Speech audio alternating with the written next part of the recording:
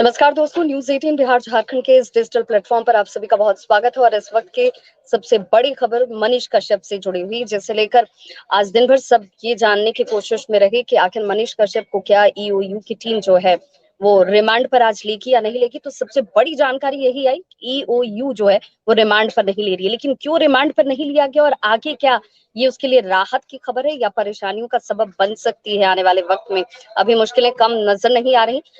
हमारे साथ सहयोगी संजय जुड़े हुए हैं पटना से। संजय इस खबर को लगातार कवर कर रहे हैं, हर एक छोटी से छोटी और बारीक से बारीक जानकारी संजय हमारे दर्शकों तक लगातार पहुंचा रहे हैं। संजय, आज ये सोचा जा रहा था, समझा जा रहा था कि शायद ईओयू जो है वो एक बार फिर से रिमांड पर लेगी, पूछताछ का ये सिलसिला आगे बढ़ेगा, क्योंकि कई ऐसी जानकारियां हैं जो अभी तक पुलिस जो है या आर्थिक अपराध इकाई की टीम की बात करें तो उसकी हाथ नहीं लग पाई है। मोबाइल एक बहुत बड़ा है मसला, जिसे लेकर के लगातार कोशिश की जा रही है कि वो मोबाइल मिल जाए। तो आखिर ऐसा क्या हुआ जिस वजह से रिमांड की अवधि नहीं मांगी गई, नहीं ली गई? जी बिल्कुल, देखिए सबसे पहले मैं अपडेट कर दूं, आर्थिक अपराध इकाई के हवाले से ये खबर है। आर्थिक अपराध इकाई से जो जानकारी मिली है, जो मनीष कश्यप है तमिलनाडु फर्जी वीडियो मामले में जिस यूट्यूबर की अरेस्टिंग हुई है, उसको अब रिमांड पर नहीं लेगी इकोनॉमिक ऑफेंस यूनिट की टीम, ऐसा अधिकारियों का मानना है। क्योंकि एक बड़ा मसला ये था कि जो मोबाइल है और जो डिवाइस है उस मोबाइल का, उसको इकोनॉमिक ऑफेंस यूनिट इस पूरे 4 दिनों की रिमांड अवधि में जानना चाहती थी। बरगलाने की कोशिश की मनीष कश्यप ने। उसने बताया कि नोएडा में जो किराए का मकान है और जब एब्सकॉन्ड कर रहा था वो उस समय वो उसी मकान में ठहरा था और वहीं पर उसने छिपा कर रखा है। पुलिस इकोनॉमिक ऑफेंस यूनिट की है वो पहुंची वहां पर, उसने अपने लेवल पर छानबीन की, लेकिन वो वहां पर मोबाइल जो है या डिवाइस नहीं मिला। जो लोग थे जान पहचान के मनीष कश्यप के, उनसे भी पूछताछ की गई, लेकिन उन्होंने इस बारे में कोई पुख्ता जानकारी नहीं दी।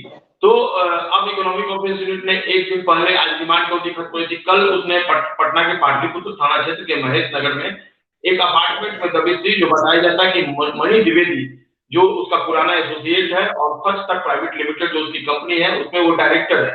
मनीष कश्यप जो मैनेजिंग डायरेक्टर है और मणि द्विवेदी डायरेक्टर है, तो उसके फ्लैट में दबिश दी। और बताया जाता है कि जब मनीष कश्यप पटना आता था तो उसी फ्लैट में ठहरा करता था। तो वहां पर कई डिजिटल एविडेंस जो है वो मिले इकोनॉमिक ऑफेंस यूनिट को। और इसके अलावा एक गाइड जो डॉक्यूमेंट है वो मिला, जिसमें कई लोगों से जो ट्रांजेक्शन हुए हैं उनके नाम लिखे गए हैं। तो एक अहम सबूत इकोनॉमिक ऑफेंस यूनिट को, जो सोशल बेसिस पर आपको मैं जानकारी दे रहा हूँ, उसको अपने साथ ले गई इकोनॉमिक ऑफेंस की यूनिट की टीम कल रात में। और उसके बाद कल रात में जो डॉक्यूमेंट रिकवर हुए थे उसमें अलग भी मनीष कश्यप से लगातार पूछताछ की गई। कई सवालों का जवाब उसने दिया, इन कई सवाल के जवाब ऐसे थे जिसमें उसने चुप्पी साध रखी है, क्योंकि उसके पास कोई स्पष्ट जवाब नहीं। इस सूत्रों के हवाले से हम आपको जानकारी दे रहे हैं। उसके बाद जो इधर ट्रांजिट रिमांड जो अवधि की रिमांड की वो पूरी हो गई। तो अभी से थोड़ी देर पहले उसको कोर्ट में प्रोड्यूस किया गया, जहां पे अब उसे बेऊर जेल भेज दिया जाएगा, जहां पर 14 दिनों की जुडिशियल कस्टडी उसको दी गई है। जी विवाह। संजय, इस बीच ये भी कहा जा रहा है कि चूंकि तमिलनाडु पुलिस भी रिमांड पर लेने की तैयारी कर रही थी, तो रिमांड टू रिमांड संभव नहीं है। कानूनी तरीके से ये कहा जा रहा है कि रिमांड के बाद तुरंत रिमांड पर नहीं दिया जा सकता है। इसे कैसे हम अपने दर्शकों को बताएं या समझाएं कि ये क्या प्रोसेस है? बिल्कुल, देखिए अधिकारियों से मेरी बात हुई है और इसमें कई एजेंसियां जो है जांच में लगी हुई हैं, चाहे वो तमिलनाडु की पुलिस हो, इकोनॉमिक ऑफेंस यूनिट हो, या फिर जो दूसरी एजेंसियां हो जो जांच कर रही हैं, जिनका इस पूरे मामले से संपर्क है। ऐसे ही अधिकारियों से, सीनियर ऑफिसर से मेरी बात हुई है, तो उनका ये कहना है कि तमिलनाडु पुलिस ने जब इकोनॉमिक ऑफेंस यूनिट को 4 दिनों की जुडिशियल 4 दिनों का रिमांड दिया गया था, तो उसके एक दिन पहले तमिलनाडु पुलिस ने भी अपनी तरफ से आवेदन दिया था कि हमारे यहाँ FIR लॉज है, ऐसे में मनीष कश्यप जो है उसको हमें हैंड ओवर किया जाए। तो न्यायालय ने उसको एक दिन के बाद विचार के लिए रखा था कि इस पर विचार किया जाएगा आपके आवेदन पर। इस बीच इकोनॉमिक ऑफेंस यूनिट जिसने एक दिन की रिमांड ली थी पहले ही मनीष कश्यप को, उसने फिर से आवेदन दे दिया कि हमें जो पूछताछ हुई एक दिन में वो नाकाफी था, कई ऐसे क्लू है, कई ऐसे पहलू है जिस पर जांच करनी है और पूछताछ करनी है, ऐसे में रिमांड की अवधि बढ़ाई जाए। काफी झीला हुई थी। सुप्रीम कोर्ट के वकील मनीष कश्यप की तरफ से थे, तो इकोनॉमिक ऑफेंस यूनिट की तरफ से भी बड़े बड़े वकील थे। जीरा के बाद सबसे बड़ी बात जो आकर टिक गई थी वो मोबाइल की। क्योंकि इकोनॉमिक ऑफेंस यूनिट ने कहा था कि कई ऐसी चीजें हैं जो इनके मोबाइल में वो एविडेंस दर्ज है, ऐसे में मोबाइल रख देते हैं तो हमें बहुत परेशानी नहीं होगी, फिर हम इंट्रोगेशन के हिसाब से इनको रिमांड पर लेंगे। लेकिन मनीष कश्यप को स्पष्ट जवाब नहीं दे रहा था, लिहाजा 4 दिनों की रिमांड मांगी गई। अब इस बीच तमिलनाडु पुलिस ने भी आवेदन दे रखा था, लेकिन चूंकि इकोनॉमिक ऑफेंस यूनिट को पहले रिमांड मिल गई, तो ऐसे में तमिलनाडु पुलिस का जो आवेदन था उसे खारिज कर दिया गया। इस बीच जेल से भी परमिशन मिल गया था तमिलनाडु पुलिस को कि वो जेल से अपने साथ मनीष कश्यप को ले जाए और कोर्ट में पेश करे और फिर 40 रिमांड पर अपने साथ तमिलनाडु ले जाए। लेकिन चूंकि आवेदन निरस्त हो गया और कोर्ट ने ये कह दिया है कि आप फिर से आवेदन दीजिए। और देखिए इसमें एक इंस्ट्रक्शन आया और मनीष कश्यप के वकीलों से भी जो मेरी बातचीत हुई है, जब कोर्ट में जब जेल से उनको रिमांड पर भेजा जाता है तो उसके पहले भी उनका मेडिकल चेकअप कराया जाता है और उसके बाद जब उसको जेल भेजा जाता है तो उस समय भी मनीष कश्यप की मेडिकल चेकअप कराई जाती है। तो उसके बाद आज प्रोड्यूस किया गया तो मेडिकल चेकअप कराया गया, उसके बाद जेल भेजा गया। रिमांड को रिमांड नहीं दे सकता, जेल को रिमांड जाएंगे। तो अब मनीष कश्यप जो बेऊर जेल जाएगा और बेऊर जेल से तमिलनाडु पुलिस, जैसे सोर्सेज से जानकारी मिली है, हो सकता है कि कल ही वो आवेदन दे दे, तो कल आवेदन दे फिर न्यायालय इस बारे में विचार करेगा और 14 दिनों का ट्रांजिट रिमांड जो प्रोटेक्शन वारंट में तमिलनाडु पुलिस अपने साथ ले जाना चाहती है मनीष कश्यप को तमिलनाडु में, क्योंकि वहां पर कई जिलों में उसके अगेंस्ट में एफआईआर लॉन्च किए गए हैं। तो यही इसके संजय सीधे सीधे शब्दों में हम ये मानकर चलें कि अभी इस वक्त बेऊर जेल जाना है मनीष कश्यप को, और वहां से फिर अब तमिलनाडु पुलिस जो है वो कानूनी तरीके को और उस प्रक्रिया को फॉलो करते हुए फिर उसे रिमांड पर लेने के लिए अर्जी देगी और उसके बाद तब उसे रिमांड पर दिया जाएगा या नहीं दिया जाएगा ये कोर्ट की तरफ से तय किया जाएगा। लेकिन इस बीच कोर्ट ही इस बारे में अंतिम फैसला करेगा कि क्या तमिलनाडु पुलिस का जो आवेदन आता है रिमांड पर ले जाने की, वो उसे स्वीकृत किया जाए या अस्वीकृत किया जाए। अब ये सारी चीज जो है वो कानूनी पहलू से उसको देखना होगा, जो न्यायालय का फैसला होगा वो अंतिम होगा। हालांकि तमिलनाडु पुलिस अभी कैद कर रही है और उसे यकीन है कि ट्रांजिट रिमांड मिलेगा और वो अपने साथ मनीष कश्यप को तमिलनाडु ले जाएंगे। जी, जिन फैक्ट्स की बात हो रही है संजय, क्योंकि कहा जा रहा है कि डेटा जो हासिल हुए हैं, जिन मोबाइल का की चर्चा की जा रही है कि वो मोबाइल जो है एक बहुत बड़ा क्लू जो है उस मोबाइल के थ्रू मिल सकता है और बहुत सारी चीजें उसमें हिडन है। मोबाइल कहाँ है, लास्ट लोकेशन मोबाइल का क्या था, क्या इसकी भी जानकारी अभी तक नहीं मिल पा रही, क्योंकि तमाम जगहों पर जांच तो की जा रही है, चाहे वो सोनीपत हो, दिल्ली हो, तमाम जगहों पर टीम गई, जांच की, लेकिन उसके हाथ लगा कुछ नहीं।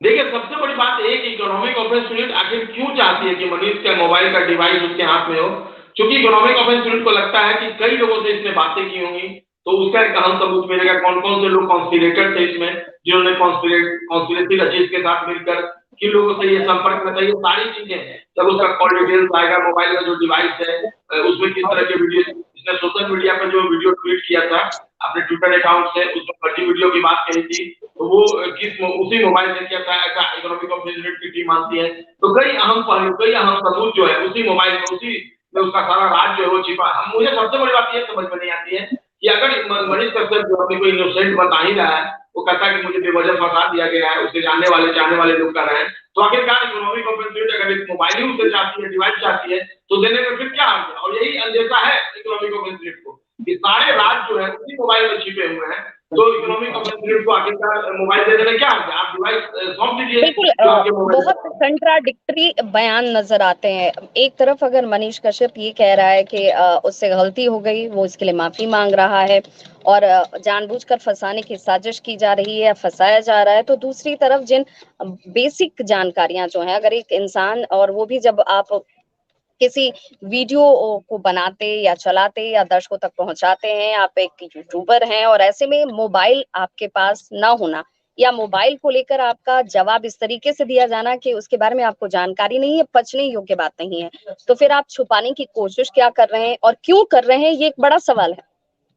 जी बिल्कुल, और यही कारण है कि आर्थिक अपराध इकाई की टीम जो है उसने कहा कि जो कॉपरेशन मनीष कश्यप की तरफ से मिलना चाहिए था वो नहीं मिल पाया इंट्रोगेशन में, रिमांड की अवधि में भी।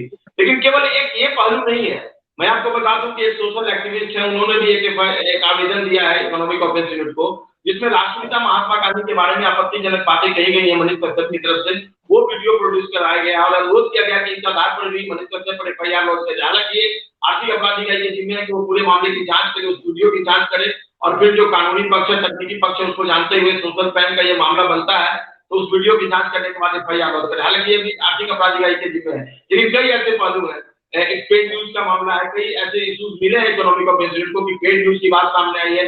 जो हाल में नगर निकाय नगर परिषद का चुनाव हुआ था उसमें भी कई प्रत्याशियों के लिए उसने जो है प्रचार किया था। जो कोचिंग संचालक हैं, आपने सुना होगा कई ऐसे कोचिंग संचालक आर्थिक अपराध इकाई की रडार पर है जिन्होंने इकोनॉमिक ऑफेंस यूनिट को बताया कि क्यों पटना में 20-22 जगह बड़े बड़े बैनर और होर्डिंग्स मनीष कश्यप की तस्वीरों के साथ लगाए गए थे, उसके पीछे क्या लक्ष्य था। इकोनॉमिक ऑफेंस यूनिट जानना चाहती थी कि क्या किसी भयवश या किसी लालचवश ये ऐसा किया गया था। मनीष कश्यप के बारे में कहा जाता है कि जब वो कोचिंग संस्थानों में जाता था तो वो वहां का 15 से 20 मिनट का इंटरव्यू लेता था और उसके एवज में उससे पैसे की डिमांड की जाती थी। लेकिन ये ट्रांजेक्शन जो था ये खाते में नहीं होता था, कैश दिया जाता। तो कैश अगर लिया जाता था तो क्या इसका हिसाब था? बहुत ऐसे लोग आर्थिक अपराध इकाई की टीम को मिले हैं जिसकी जांच परत दर परत आगे बढ़ रही है और इसका सवाल, इस ऐसे सवालों का जवाब देना मनीष कश्यप के लिए भारी पड़ रहा है। कई बातें हैं। संजय, तो ये मानकर चले कि यहाँ पर ये कड़ी की शुरुआत भले एक वीडियो के तरीके से हुई हो, सरकार की छवि को खराब करने के तरीके से हुई, जो कि आर्थिक अपराध इकाई और सरकार के जांच के दायरे में आती है, लेकिन अब इसका दायरा बढ़ रहा है। इसमें कई सारी चीजें जो है परत दर परत खुलकर सामने आ रही हैं। बिल्कुल, और यही कारण है कि मनीष कश्यप की मुश्किलें बढ़ गई। और देखिए, केवल बिहार पुलिस ही नहीं है, अब इसमें तमिलनाडु पुलिस का भी इन्वॉल्वमेंट है।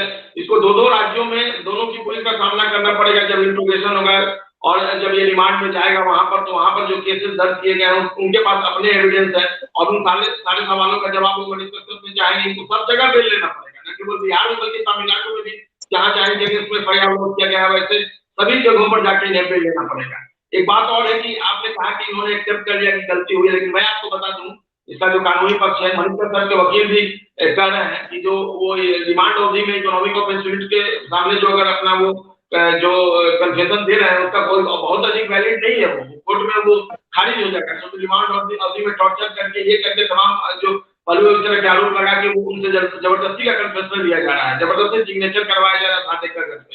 ऐसा मनीष कश्यप का करना, उन्होंने अपने वकील के माध्यम से ये बातें कही है, तो बहुत अधिक एक्सटेंड नहीं करेगा उनका कन्फेशन। जो एविडेंस है उसी आधार पर ये सारा मामला और सारा जांच जो है वो आगे बढ़ेगा। और इकोनॉमिक ऑफेंस के अधिकारी आश्वस्त हैं, उन्हें कई ऐसे क्लू हाथ लगे हैं, कई ऐसे पहलू हाथ लगे हैं जिसके आधार पर मनीष कश्यप की मुश्किलें बढ़नी है और बढ़ेगी, ऐसा दावा है इकोनॉमिक ऑफेंस के अधिकारियों का। जी बिल्कुल संजय, इस पूरे घटनाक्रम के बीच एक इसका मार्मिक पहलू भी है, ह्यूमैनिटेरियन ग्राउंड भी है। उनकी माँ का सामने आना, उनकी माँ का जो वीडियो है जिसमें वो अपने माँ के तौर पर और एक बेटे के लिए एक माँ की चिंता बहुत वाजिब नजर आती है। उसमें कोई मिलावट होगी या कोई एडिटिंग है ऐसा नहीं है।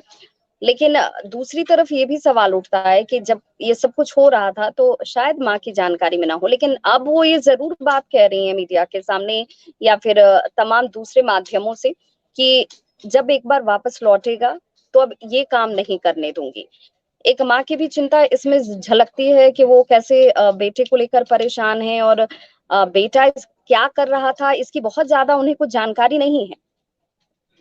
बिल्कुल नहीं होगी जानकारी, ये कोई बड़ी बात नहीं है। एक माँ की पीड़ा, एक माँ की भावना और उनकी सहानुभूति अपने बेटे के साथ समझी जा सकती है, लेकिन इन सब चीजों से कानूनी पक्ष जो है, जो इन्वेस्टिगेशन है और जो कानूनी दायरा उनका बड़ा है जांच का, और जो फिलहाल वो झेल रहे हैं, जो फेस कर रहे हैं, ऐसी एजेंसियों को इन सब चीजों से कोई मतलब नहीं। एक और अपडेट मैं आपको कर दूं कि अपने सरेंडर करने के पहले एक वीडियो जो बनाया गया था मनीष कश्यप की तरफ से, वो वीडियो जो सोर्स है वो बता रहे हैं कि वाराणसी में बनाया गया था।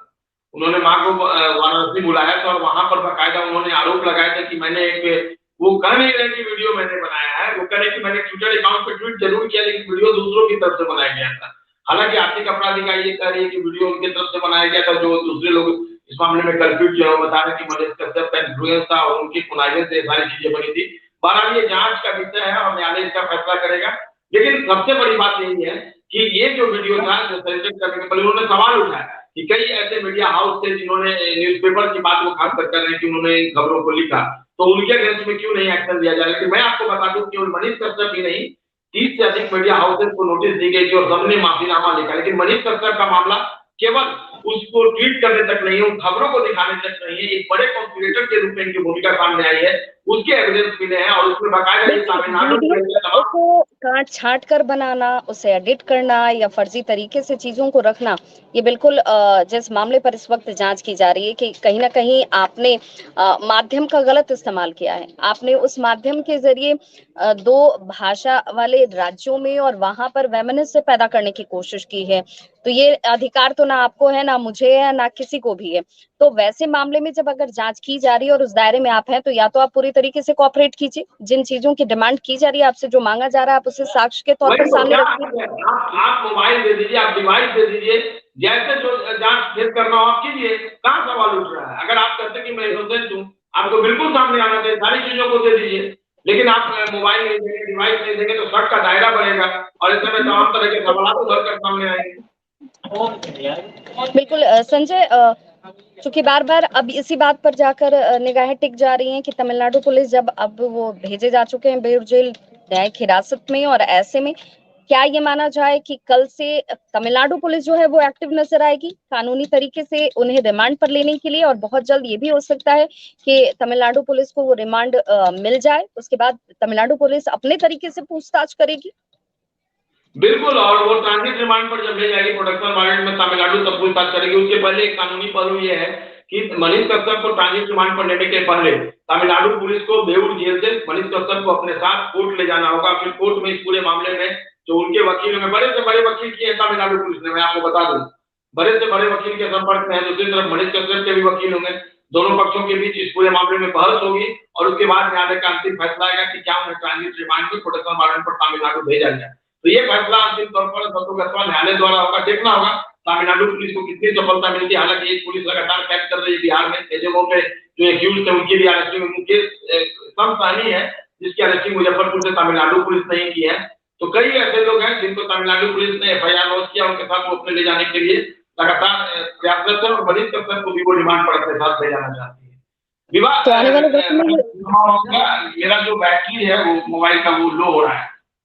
बिल्कुल, तो इससे जुड़ी हुई अभी तक की अपडेट यही, और हमारी कोशिश ये होती है कि खबर क्या है उस खबर को अपने दर्शकों तक उसी रूप में उसी तरीके से सिर्फ पहुंचा देना, उसमें कोई मिलावट नहीं करना है, किसी का पक्ष या विपक्ष नहीं, हम खबरों को खबरों तक दिखाते हैं, लोगों तक पहुंचाते हैं, और हमारी कोशिश भी यही थी। बहुत बहुत शुक्रिया संजय इस पूरी जानकारी को लेकर देने के लिए कि मनीष कश्यप को लेकर आज की अपडेशन क्या है, और जो ये लोग जानना चाह रहे थे कि क्या ईओयू की टीम जो है वो रिमांड पर लेगी या नहीं लेगी, तो अब रिमांड के लिए उसने अर्जी नहीं दी, रिमांड उसे नहीं चाहिए, न्यायिक हिरासत में भेजे जा रहे हैं जेल। बहुत बहुत शुक्रिया।